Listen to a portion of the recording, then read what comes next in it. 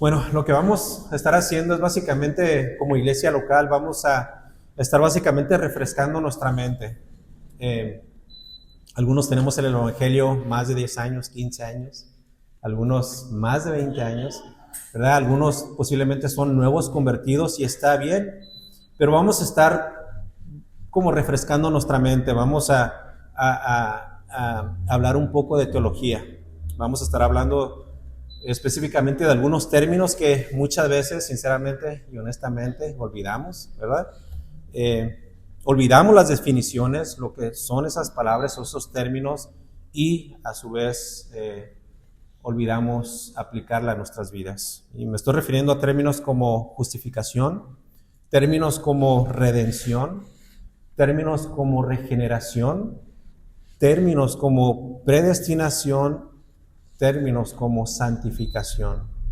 Existen muchos, pero muchos términos teológicos y que en realidad no fueron inventados por teólogos, sino que son términos que están en las Escrituras. Pero que aún así muchos dentro y fuera del cristianismo, ya sea que dudan acerca de estos términos y sus enseñanzas o las rechazan. Mas, sin embargo, vemos en las Escrituras que son, como mencioné, términos bíblicos, enseñanzas bíblicas y que son importantes para nosotros. Por ejemplo, el catolicismo. Muchos de nosotros tenemos ese trasfondo, ¿verdad? Bueno, yo no, ¿verdad? Pero nuestra cultura y nuestra tradición, muchas veces venimos de ese trasfondo, ¿verdad? Pero el catolicismo, por ejemplo, rechaza la doctrina de la justificación por la fe solamente. Es algo que nosotros como creyentes creemos, ¿verdad? Cuando podemos encontrar claramente que la Biblia enseña esta doctrina, ¿verdad? Sabemos que somos justificados por la fe aparte de las obras, ¿cierto? Esto es lo que dice Romanos capítulo 1, versículo 17, porque en el Evangelio la justicia de Dios se revela por fe y para fe, como está escrito, mas el justo por la fe vivirá. Y luego más adelante, el mismo autor, el apóstol Pablo, en el capítulo 3, versículo 28, dice, concluimos pues que el hombre es justificado por fe sin las obras de la ley.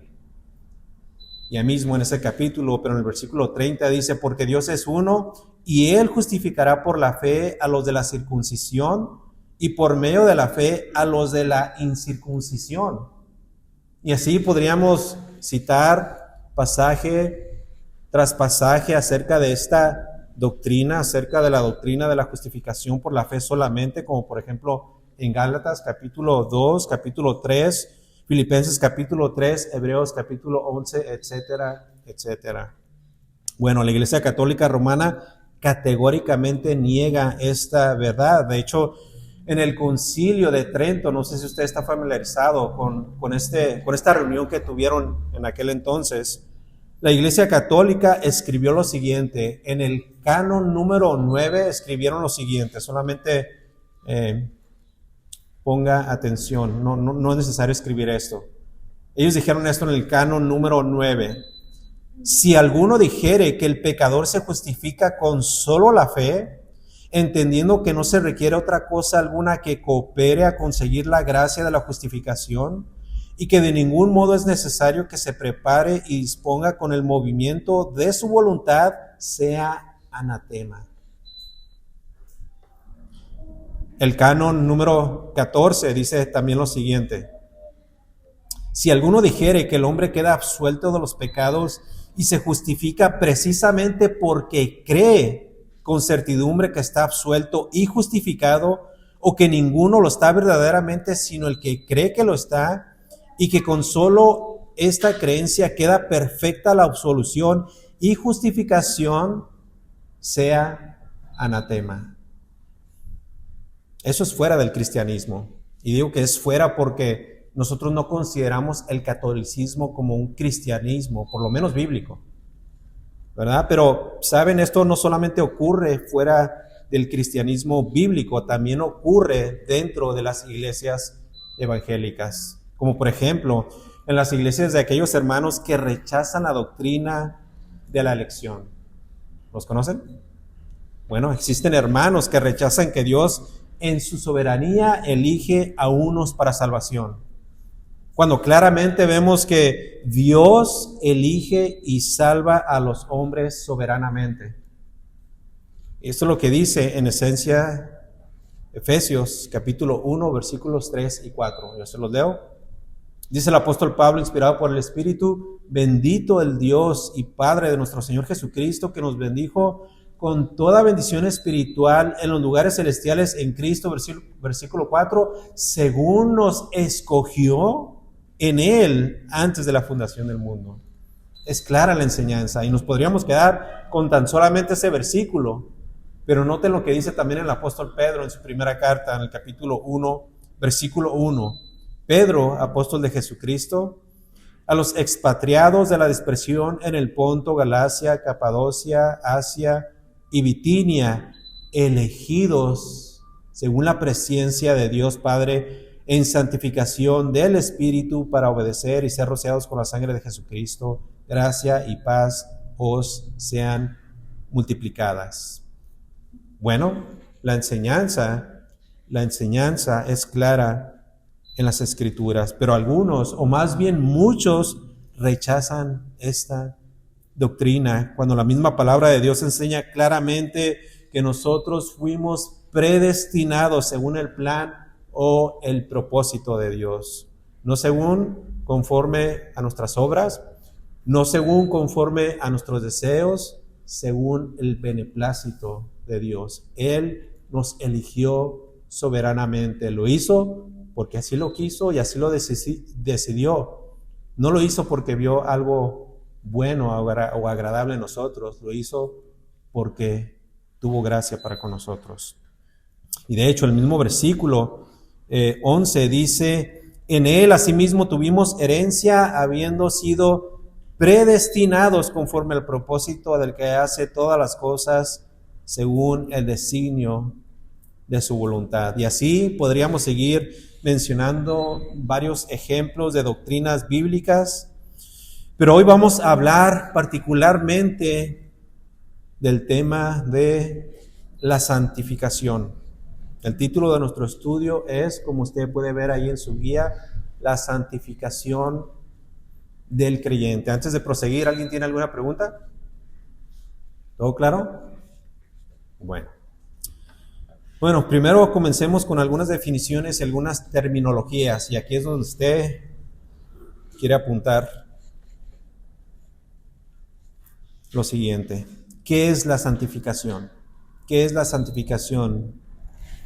Ahí en su guía tenemos una definición proveída por el teólogo Wayne Grudem, que dice de la siguiente manera: la santificación es una obra progresiva de Dios y del hombre que nos lleva a estar cada vez más libres del pecado y que seamos más semejantes a Cristo en nuestra vida real.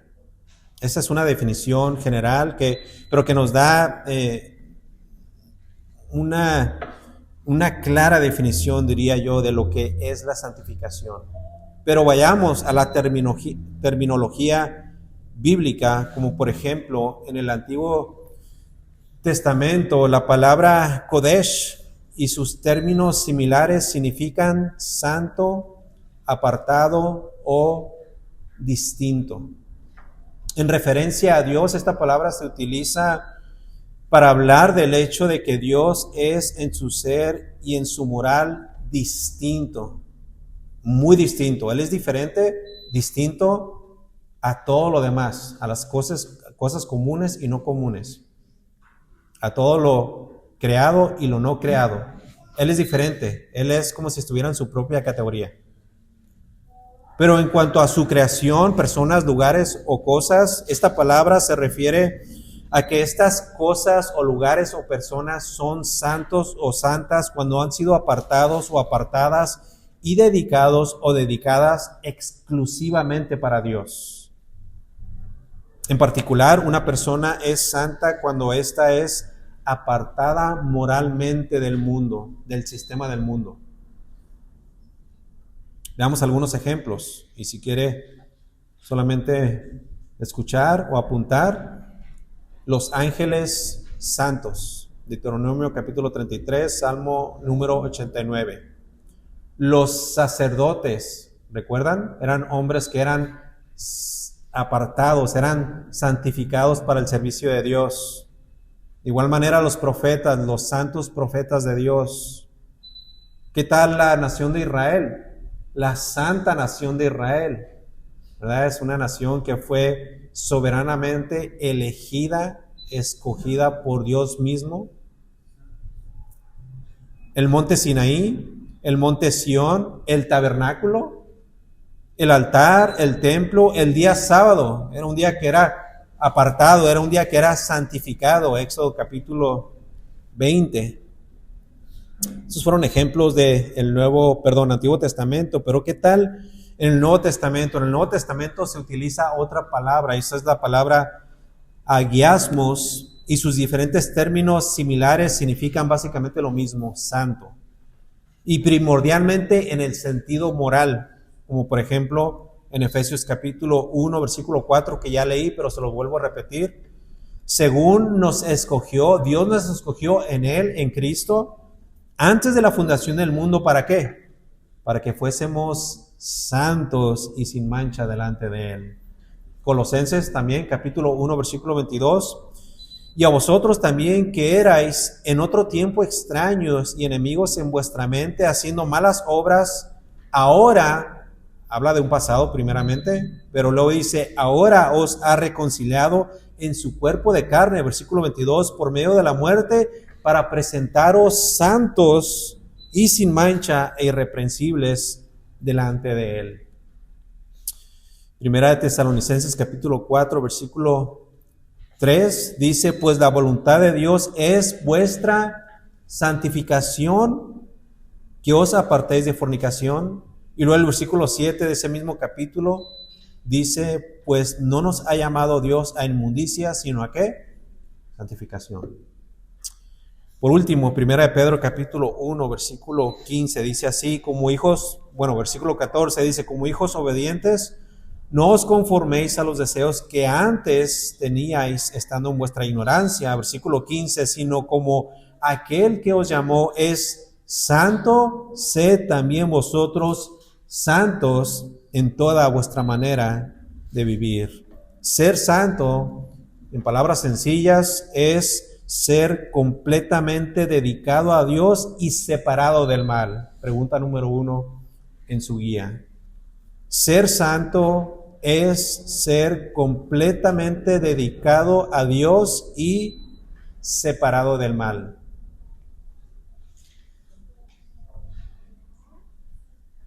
Ahí solamente tiene que escribirle lo que le falta.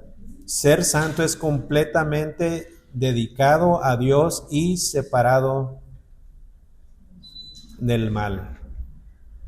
Recordemos cómo Dios en el pasado había llamado a su pueblo para que ellos reflejaran ahora sí que la pureza y la santidad de Dios. Levítico capítulo 11, versículo 45 dice, porque yo soy Jehová, que os hago subir de la tierra de Egipto para ser vuestro Dios, seréis pues santos, porque yo soy santo. Y luego en el capítulo 19 también de Levíticos, versículo 2 dice, habla a toda la congregación de los hijos de Israel y diles, santos seréis porque santo soy yo, Jehová, vuestro Dios. Esa misma expresión se volvió también común en el Nuevo Testamento. Ya vimos, de hecho, si usted lee tan solamente el libro de Levítico, va a ver una y otra vez y por todos lados la santidad de Dios y cómo Él quería que su pueblo reflejara también esa característica única de Dios. Pero esta expresión también se utilizó y de una manera clara en el Nuevo Testamento. ¿Para quiénes? Para los creyentes, para la iglesia, exactamente. Hechos capítulo 9, versículo 13. Entonces Ananías respondió, ¿recuerdan cuando Saulo de Tarso estaba presidiendo a la iglesia? Bueno, ese es el contexto. Entonces Ananías, un fiel creyente en el Señor, respondió, Señor, he oído de muchos acerca de este hombre, hablando de Saulo de Tarso, cuántos males ha hecho a tus santos en Jerusalén. El mismo término, la misma expresión, la misma idea. Hebreos capítulo 3, versículo 1, un versículo que ya por la gracia de Dios estuvimos estudiando juntos. Por tanto, hermanos santos, participantes del llamamiento celestial, considerar al apóstol y sumo sacerdote de nuestra profesión, Cristo Jesús. Judas también, versículo 1. Judas, siervo de Jesucristo y hermano de Jacobo, a los llamados, santificados en Dios Padre y guardados en Jesucristo. Y noten lo que dice el versículo 3. Amados, por la gran solicitud que tenía de escribiros acerca de nuestra común salvación, me ha sido necesario escribiros exhortándoos que contendáis ardientemente por la fe que ha sido una vez dada ¿a quiénes? A los santos. Y finalmente, Apocalipsis capítulo 5, versículo 8. Y cuando hubo tomado el libro, los 4 seres vivientes y los 24 ancianos se postraron delante del Cordero. Todos tenían arpas y copas de oro llenas de incienso, que son las oraciones de los santos. Un término bastante común en el Antiguo Testamento y bastante común en el Nuevo Testamento. En ambos casos se refería al pueblo de Dios, a Israel o a la iglesia. Ahora, habiendo dicho todo esto, procedamos a nuestro enfoque de esta tarde, la santificación del creyente. Para empezar, la santificación como tal tiene 3 aspectos o 3 etapas. Pregunta número 2, ¿cuántos aspectos o etapas tiene la santificación? 3. Pregunta número 3, ¿cuáles son? Y ahí es donde usted va a apuntar. Número 1, la santificación posicional. Número 2, la santificación progresiva. Y número 3, la santificación final. 3 etapas, 3 aspectos: la posicional, la progresiva y la final. Podríamos decir también que la santificación es un proceso de 3 etapas: en el pasado, en el presente y en el futuro. Y eso es lo que estaremos viendo por el resto del estudio. La primera etapa, que es la santificación posicional, sucedió en el pasado. Se produce al comienzo de nuestra vida cristiana y por eso se le llama posicional. ¿Cuándo ocurre esto? ¿Alguna idea?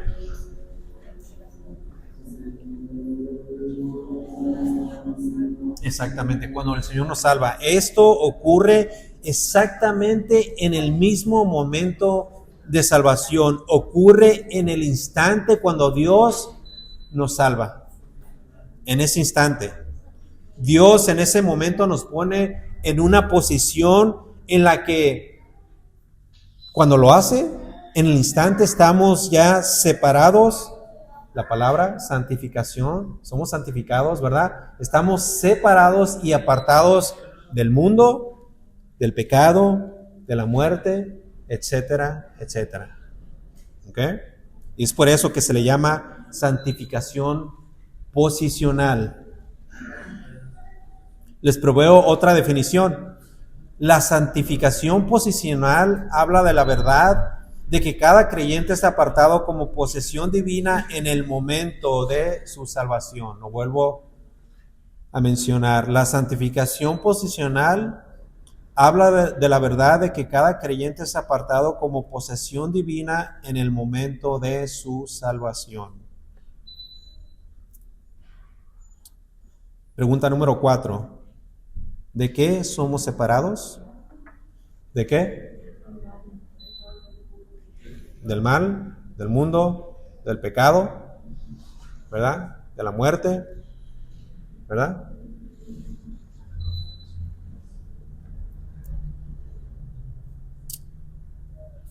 Ahora, este no es un simple término teológico, así que no se asusten. Aparte, es un término totalmente bíblico. Aquí algo realmente ocurrió. En este proceso de la santificación, esto es lo que ocurre. Mueres al viejo hombre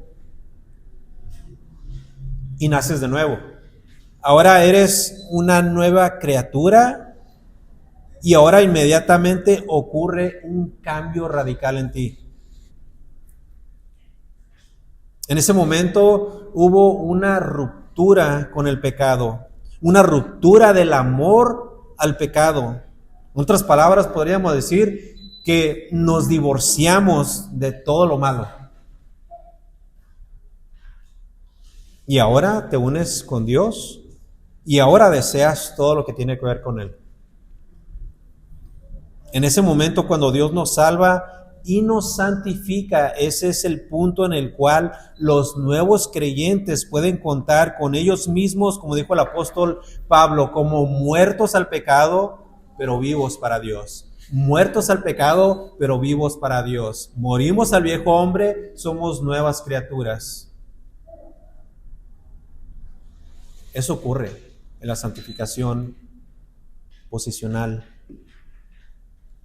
Y eso es precisamente lo que dice el apóstol Pablo en el capítulo 6 de Romanos, versículo 11. Así también vosotros consideraos muertos al pecado, pero vivos para Dios en Cristo Jesús, Señor nuestro.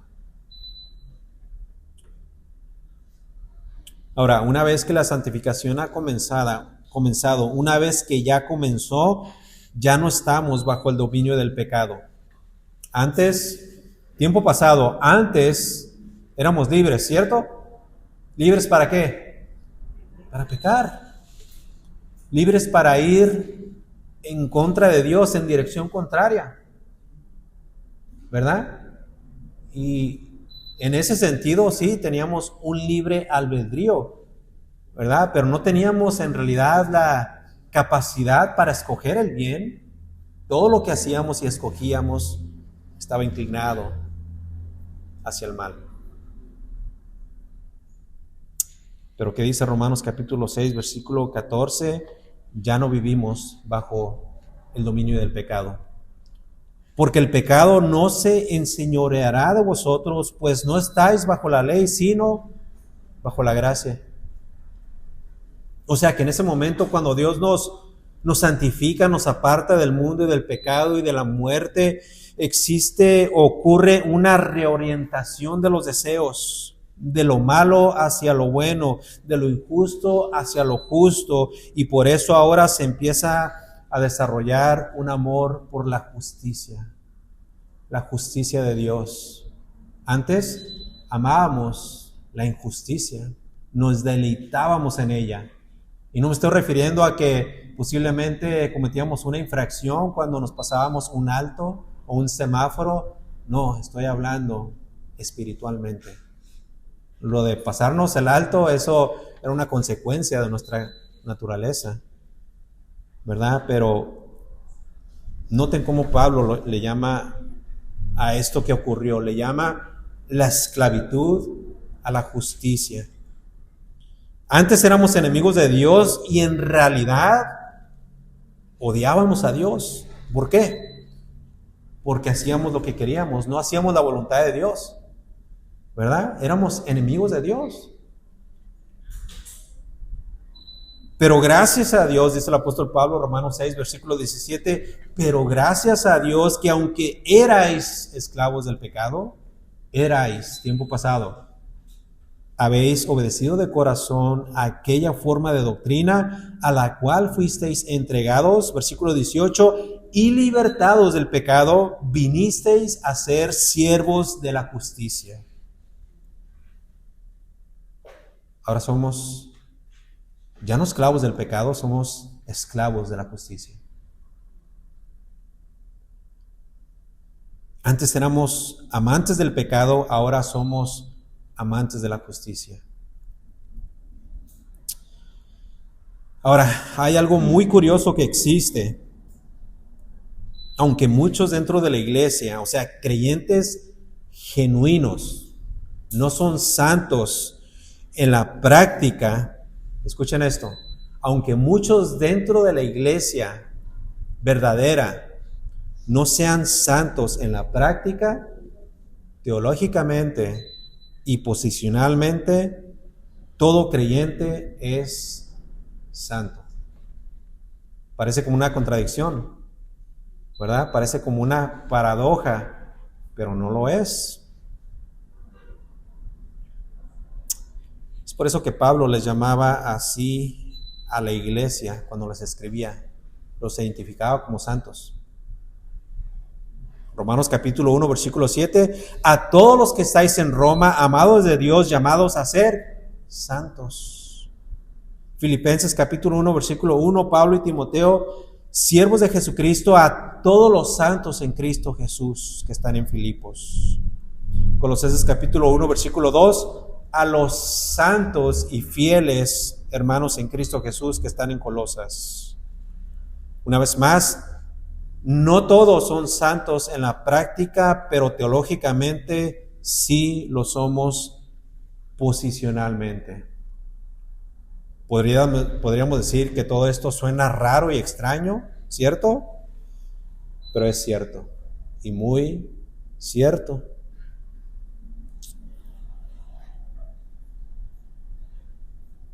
Pregunta, ¿alguien no está convencido de esto? Levante su mano. Bueno, vayamos a la Biblia. Pablo, el apóstol Pablo, por una razón y muy específica, cuando le escribió a los corintios, al escribirle, le reprendió y duramente y fuertemente. ¿Por qué? Por todos los pecados que existían dentro de la iglesia. Era una iglesia, la iglesia de los corintios, que en su práctica no era una iglesia santa. En la iglesia de los corintios existía todo tipo de problemas, todo tipo de pecados. Acompáñenme a la primera carta a los corintios. Y no vamos a leer todos, pues son muchos versículos, pero solamente para que lo ojee ahí junto conmigo. En la iglesia santa de los corintios existía el problema de las divisiones en la iglesia. Capítulo 1. Primera de Corintios capítulo 1. Existía el problema de inmoralidad sexual. Capítulo 5. Primera de Corintios capítulo 5. Existía el problema de llevar a los hermanos, a un hermano creyente, ante los tribunales, cuando esta práctica era prohibida. Existía el problema de la fornicación. Primera de Corintios capítulo 6. Existía el problema del matrimonio y el divorcio. Capítulo 7. Existía el problema de carne que era ofrecida a los ídolos. 1 Corintios capítulo 8. Existía el problema del lugar del hombre y el lugar de la mujer, el rol del hombre y el rol de la mujer. Capítulo 11. 1 Corintios capítulo 11. Existía ese famoso problema de abusos en la cena del Señor, capítulo 11. Existía ese grave problema de los dones espirituales. No los estaban utilizando como el Espíritu Santo quería que se aplicaran dentro de la iglesia. Capítulo 12. Capítulo 13, el famoso capítulo 13 de la primera carta a los Corintios. Existía el gran problema de la falta de amor. Capítulo 14, existía el problema del hablar en lenguas así nomás a la ligera.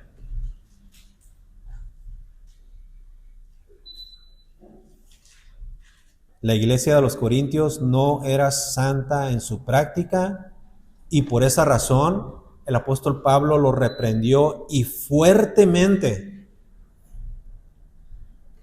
Pero la iglesia de los Corintios posicionalmente sí era una iglesia santa.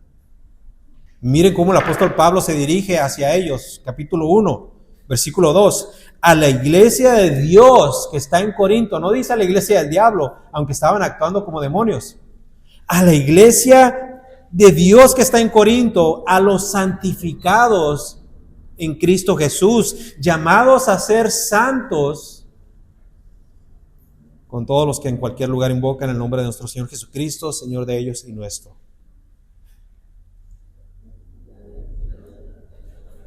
aunque muchos no son santos en la práctica, teológicamente y posicionalmente, todos los creyentes son santos. ¿Por qué? Porque Dios los apartó, Dios los santificó para sí mismo, para sus propios propósitos. Noten el versículo que leímos al principio en 1 Tesalonicenses capítulo 4, versículo 3. Pues la voluntad de Dios es vuestra santificación. Y eso es lo que nos lleva a nuestro segundo punto. La segunda etapa de la santificación requiere toda una vida para completar. Y esta segunda etapa es la santificación progresiva. Y de nuevo, esta etapa requiere toda una vida completa aquí en la tierra. Esta, a diferencia de la posicional que sucedió en el pasado, la progresiva sucede en el hoy y en el ahora, en el día presente. Es una que se vive día con día y que progresa, por eso se le llama progresiva. Es una santificación que avanza, no retrocede, avanza. A veces avanza lentamente, pero avanza. Algunos se santifican más rápidamente, ¿cierto? Pero en todo caso es una santificación que progresa. ¿Cuál es la definición de la santificación progresiva? Si la quiere apuntar. La santificación progresiva habla del proceso continuo, y esa es la palabra clave, continuo a través del cual Dios transforma al creyente a la imagen de Cristo. Ahí está la respuesta a la pregunta número 5. La santificación progresiva habla del proceso continuo a través del cual Dios transforma al creyente a la imagen de Cristo. O sea que a medida que nosotros crecemos en gracia, estamos una vez más poco a poco, pero constantemente cambiando para ser más como Jesús.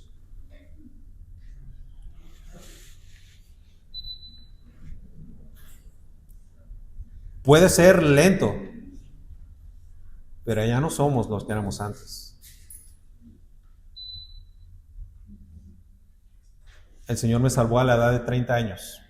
Ya pasó más de una década de mi salvación, de mi conversión. Pero yo les puedo decir que mi persona y mi carácter no es lo mismo o la misma de cuando el Señor recién me convirtió. Y estoy seguro que es lo mismo para con ustedes.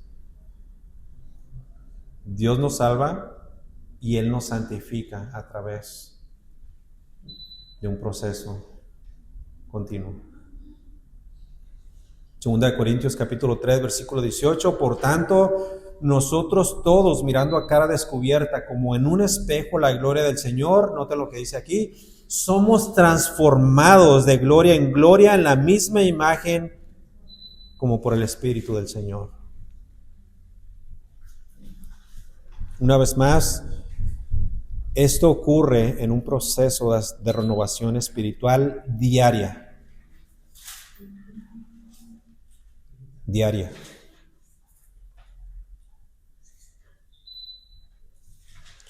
Y es por eso que Pablo, al escribirle a los colosenses en el capítulo 3, versículo 9, les dijo, no mintáis los unos a los otros.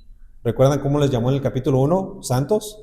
No mintáis los unos a los otros, habiéndoos despojado del viejo hombre con sus hechos, versículo 10, y revestido de nuevo, el cual conforme a la imagen del que lo creó, se va renovando hasta el conocimiento pleno. ¿Cuándo llega el conocimiento pleno? Una pregunta.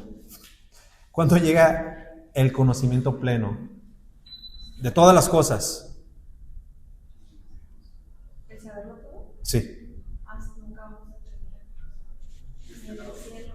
Exactamente. Y exactamente, ni siquiera en el cielo, porque Dios es infinito. Él es el único que es que tiene el conocimiento completo de todas las cosas. es el único que es omnisciente, que lo conoce todo, nosotros no. Pero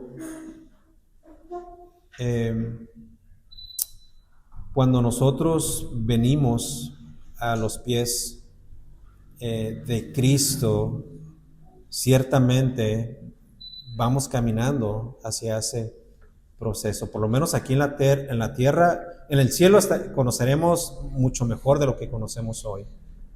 Entonces, cuando Pablo escribe esto, renovando hasta el conocimiento pleno, se refiere hacia ese momento de glorificación, cuando estemos ya en la gloria junto con el Señor. Esa renovación, ese proceso de renovación, todo cristiano, escuchen, todo cristiano y sin excepción alguna debe de llevarlo a cabo. Si tú dices ser creyente, debes estar trabajando en tu santificación. Tu santificación debe de ser progresiva, debe de ser una que avanza. Posiblemente en el camino te vas a tropezar, pero ¿qué vas a hacer? Te vas a levantar. No vas a retroceder. No puedes volver atrás. Es imposible. Tu naturaleza, tu nueva naturaleza no te lo debe de permitir. Todos nosotros, sin lugar a duda, debemos de llevar este proceso de santificación hoy. Hoy. Pregunta, ¿quién fue a lo mejor no me la va a poder responder porque es mi punto de vista y tengo una convicción muy clara de esto, pero ¿quién fue el teólogo de teólogos de la historia de la iglesia? ¿Quién? El apóstol Pablo. Exactamente. Autor de 13 libros del Nuevo Testamento.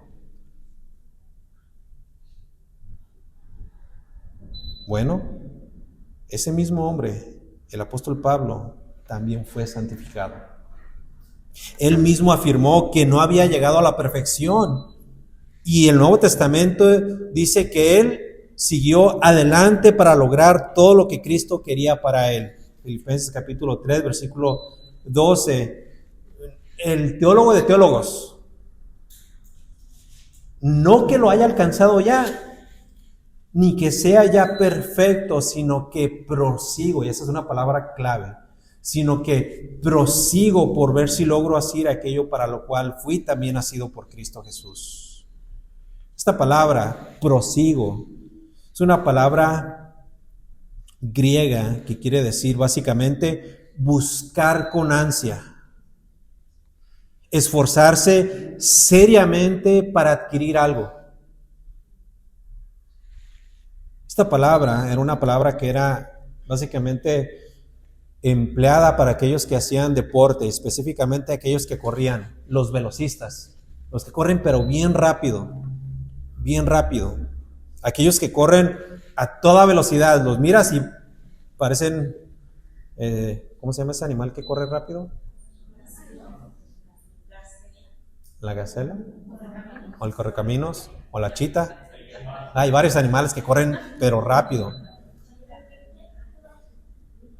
Bueno, esta palabra, Pablo mismo la utiliza, la conoce como tal. ¿Por qué? Porque él perseguía con todas sus fuerzas y esforzaba ahora sí que todos sus músculos espirituales, no los físicos, no. Todos sus músculos espirituales, ¿para qué? Para ganar el mejor premio. La santificación progresiva es una que se lleva en el presente. Es un proceso continuo a través del cual Dios transforma al creyente a la imagen de Cristo. O sea que sin santificación progresiva no nos vamos a parecer a Él. Lastimosamente, muchos que dicen ser cristianos se parecen más a aquel que habla mentira y dice mentira y que es padre de mentira, al diablo. porque hacen lo que a él le gusta hacer. No hacen lo que Dios es. Pero ¿cómo es que se mira la santificación en nuestra vida? Cuando levantamos las manos y cantamos a toda voz, qué bonito, ¿verdad? Que lo hiciéramos, ¿verdad? Pero así es como realmente se mira una vida que ha sido santificada por la palabra. Bueno, la santificación es una que se mira, que se nota, y de muchas maneras. Es una que a través del tiempo y de los años crece, o sea, se incrementa. Es por eso que Pablo en el capítulo 6 de Romanos,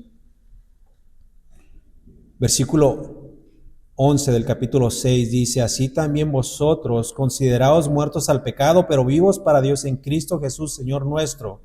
Y lo dice en el versículo 11: no reine pues el pecado en vuestro cuerpo mortal, de modo que lo obedezcáis en sus concupiscencias, ni tampoco presentéis vuestros miembros al pecado como instrumentos de iniquidad, sino presentaos vosotros mismos a Dios como vivos de entre los muertos, y vuestros miembros a Dios como instrumentos de justicia. Versículo 14: porque el pecado no se enseñoreará de vosotros, pues no estás bajo la ley, sino bajo la gracia.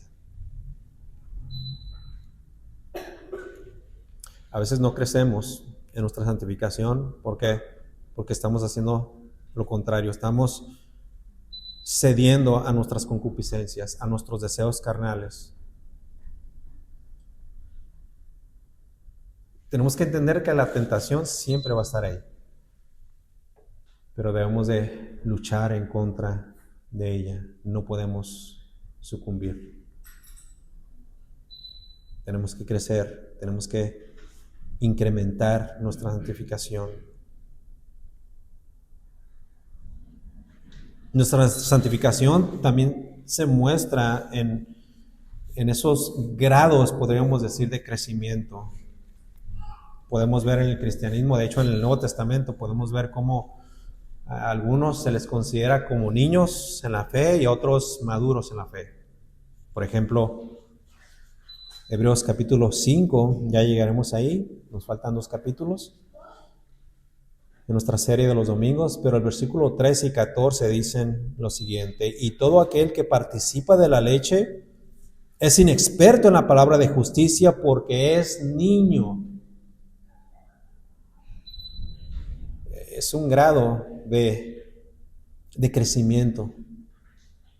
Entendemos cuando recién somos salvados y convertidos, ¿verdad? Y posiblemente no conozcan doctrina, no conozcan bien cuál es ese proceso de santificación. Esto es inicialmente, pero eventualmente tienes que salir de ahí. De otra forma, como dice Hebreos, eres un niño. Eres un inexperto. Pero noten el contraste del versículo 14: pero el alimento sólido es para los que han alcanzado madurez, para los que por el uso tienen los sentidos ejercitados en el discernimiento del bien y del mal. Hay cristianos que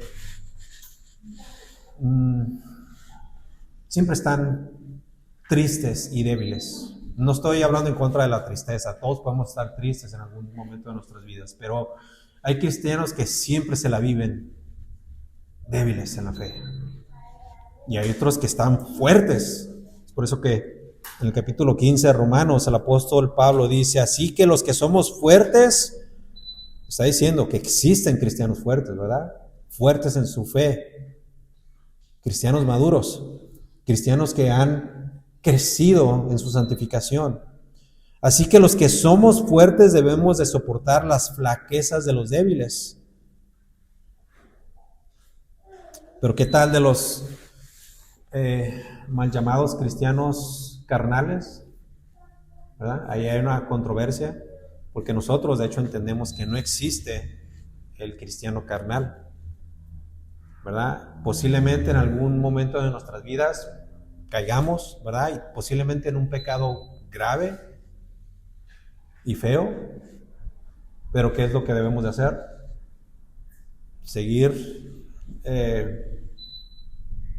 tirado y seguir revolcándonos en ese pecado. No, nos vamos a levantar, vamos a pedir perdón a Dios, y si en el proceso herimos a otra persona, también le pedimos perdón, y si es necesario restituimos, ¿verdad?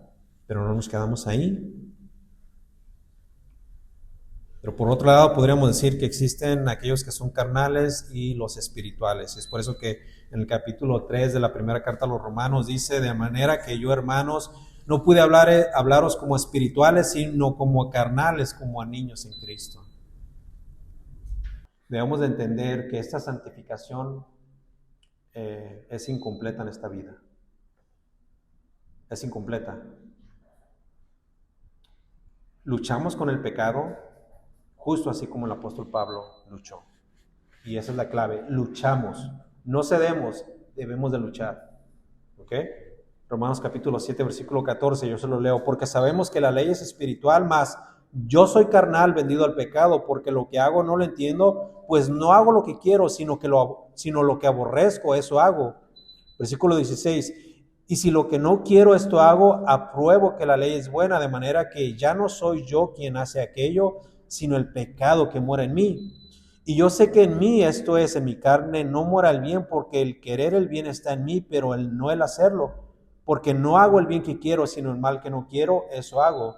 Y si hago lo que no quiero, ya no lo hago yo, sino el pecado que mora en mí. Así que queriendo yo hacer el bien, hallo esta ley, que el mal está en mí. Porque según el hombre interior me deleito en la ley de Dios, pero veo otra ley en mis miembros que se revela contra la ley de mi mente y que me lleva cautivo a la ley del pecado que está en mis miembros. Y luego noten lo que dice de él mismo, versículo 24, miserable de mí, ¿quién me librará de este cuerpo de muerte? Versículo 25, gracias doy a Dios por Jesucristo Señor nuestro. Así que yo mismo con la mente sirvo a la ley de Dios, mas con la carne a la ley del pecado. Debemos de luchar en contra del pecado, debemos de santificarnos día con día, progresivamente. Y la verdad es que vamos a seguir pecando. Y si alguien lo niega, estamos negando la verdad y estamos negando a Dios. Primera de Juan, capítulo 1, versículo 8. Si decimos que no tenemos pecado, nos engañamos a nosotros mismos y la verdad no está en nosotros. Y si confesamos nuestros pecados, Él es fiel y justo para perdonar nuestros pecados y limpiarnos de toda maldad. En esa misma carta, en el capítulo 3, versículo 5, y sabéis que Él apareció para quitar nuestros pecados y no hay pecado en Él. Todo aquel que permanece en Él no peca. Todo aquel que peca no le ha visto ni le ha conocido. Hijitos, nadie os engañe, el que hace justicia es justo como Él es justo. Y el que practica el pecado es del diablo, porque el diablo peca desde el principio, pero para esto apareció el Hijo de Dios, para deshacer las obras del diablo. Bueno, habiendo dicho esto, yo tengo una pregunta. ¿De qué manera ustedes persiguen su santificación? ¿Cuántos se esfuerzan por ella, por obtenerla, por vivirla y hacerla suya? ¿Buscan su santificación o simplemente no la desean o no les importa? No quieren ser santos como Dios. Posiblemente quieran permanecer sucios por el pecado. Pero saben, los cristianos verdaderos todos los días buscan santificarse, buscan limpiarse, buscan apartarse de todo lo malo y de todo lo impío. A los cristianos rebeldes no les importa, es más, buscan todo lo contrario. Ven, oyen, escuchan cosas que los hacen más como el mundo, se ensucian y se vuelven cada vez más mundanos, en vez de ser más como Cristo. ¿De qué manera ustedes persiguen la santificación? ¿Prosiguen? ¿La buscan con todas sus fuerzas? ¿Se esfuerzan, así como los velocistas que utilizan hasta los últimos recursos de su cuerpo para lograr su meta?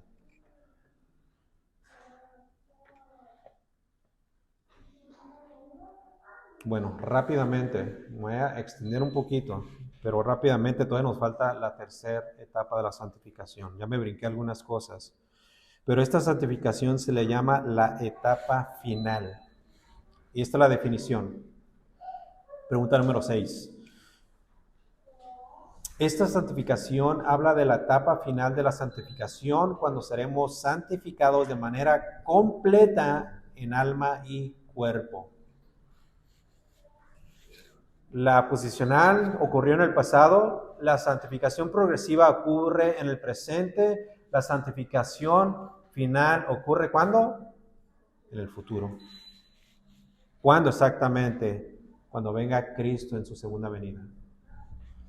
Cuando venga Cristo en su segunda venida. En la última trompeta, cuando venga Jesús, los santos van a experimentar una transformación total e instantánea. Y todos seremos cambiados en un momento, en un abrir y cerrar de ojos. 1 Corintios capítulo 15, versículo 51. He aquí os digo un misterio, no todos dormiremos, o sea, no todos van a morir, pero todos seremos transformados en un momento, en un abrir y cerrar de ojos, a la final trompeta, porque se tocará la trompeta y los muertos serán resucitados incorruptibles y nosotros seremos transformados, porque es necesario que esto corruptible se vista de incorrupción y esto mortal se vista de inmortalidad. ¿Quiénes necesitan ser glorificados? Respuesta: todo creyente necesita ser glorificado. Pregunta número 7. Todo creyente necesita ser glorificado. ¿Por qué? Porque nada impuro puede entrar al cielo. Nada impuro puede entrar al cielo. Así que todos nosotros debemos de ser perfeccionados antes de entrar.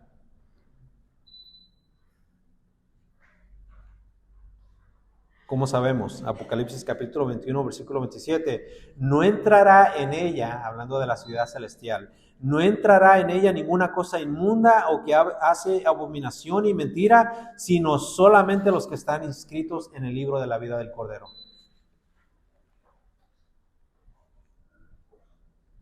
Pregunta número 8. La glorificación es básicamente la santificación completa del creyente. Mi oración es que para estos momentos ya puedan identificar las 3 etapas de la santificación. Pero esta santificación es la santificación completa del creyente. Cuando todo su ser sea glorificado, o sea, su cuerpo, alma y espíritu es totalmente transformado. Completamente, todo lo que nosotros seremos transformados. Cuando el Señor regrese, el creyente será finalmente santificado y en ese mismo instante recibirá un cuerpo glorificado. Filipenses capítulo 3, versículo 20. Mas nuestra ciudadanía está en los cielos, de donde también esperamos al Salvador, al Señor Jesucristo, el cual transformará el cuerpo de la humillación nuestra para que sea semejante, finalmente será semejante al cuerpo de la gloria suya por el poder con el cual puede también sujetar a sí mismo todas las cosas. Debemos de tener en mente que nuestra santificación es una separación hecha una vez y eternamente a Dios. Por eso debemos, estando aquí en la tierra, de santificarnos. Una vez santificados, somos guardados por el mismo poder de Dios y debemos de mantenernos así. El santificarnos, escuchen, es un estado de separación para Dios. Para Dios. Se produce por primera vez cuando Dios nos salvó, y esto es hecho una sola vez cuando nacemos de Dios, y después, como vimos, nuestra santificación continúa por el resto de nuestras vidas aquí en la tierra. Hebreos capítulo 10, versículo 10, esta es la razón, porque esta es la voluntad. En su voluntad somos santificados mediante la ofrenda del cuerpo de Jesucristo, hecha una vez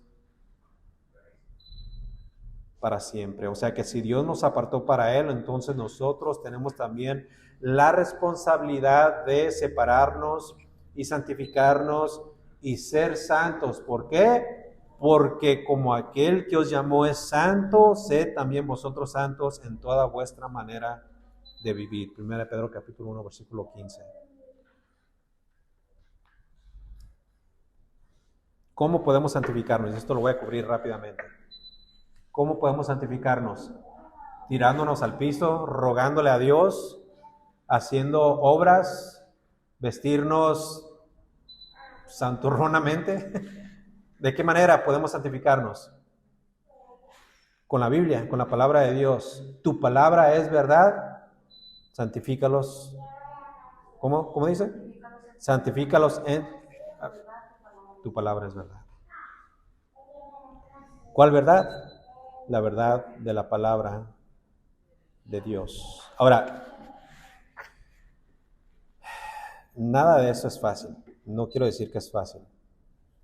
Lo digo por experiencia personal. Ser cristiano no es fácil.